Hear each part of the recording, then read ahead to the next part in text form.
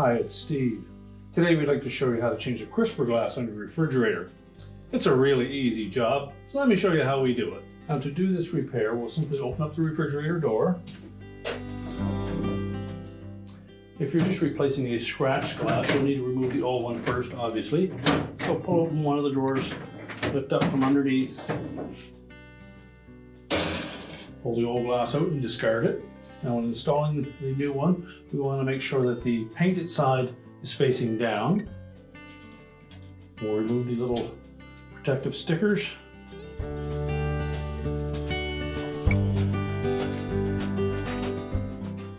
And we'll carefully place that glass into the recessed area on that crisper frame.